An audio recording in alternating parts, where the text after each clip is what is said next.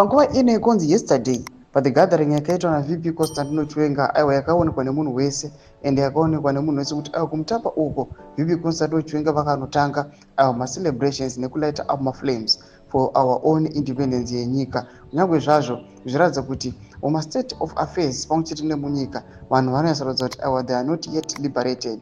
Sandapinda mashoko anoonekwa kunzi aiwa VP Constantino Chiwenga paunganga vari kuMidlands province aiwa kwanga kune order, kwanga kusida vanhu vanonge vachingochanda maslogans aiwa anoonekwa kunzi they a threat to the security of the nation. Don't subscribe or like on the bell kuti ndapana paendo tapajara anoposta these pictures amuri kuona aiwa ana general Anselm Sanyatwe VP Constantino Chiwenga nevamwe maministers vaita sana KAZIMBE amudanyora chiti there was discipline in Midlands province today.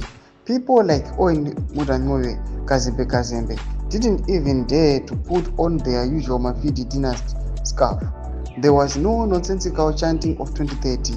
President Chiwenga was accompanied by Sports Minister General Sanyatwe. Thomas Kwanura panapa zvinzi aiwa vanga kusimborina aiwa zvenana 2030 kana kuitaura mamwe slogans anonga kunzi afarigwe nevanhu. Pana pano yachitaura mashoko achiti even General Anselm Sanyatwe vanova now the current Minister of Sport vanoonekwa kunzi aiwa he was accompanying VP Constantino Chiwenga. Zvinyazi kuda pachena kuti these two they are sharing the same common goal. Kunyangwe zvazvo exposewa but even the regime panguva ino inenge itori stressed vachiona these two vachiramba vari close together.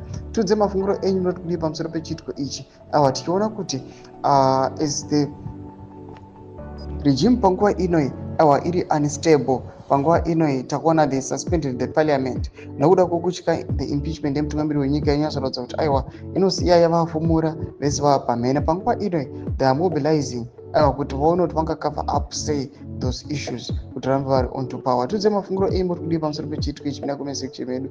Subscribe or like, turn on the bell icon.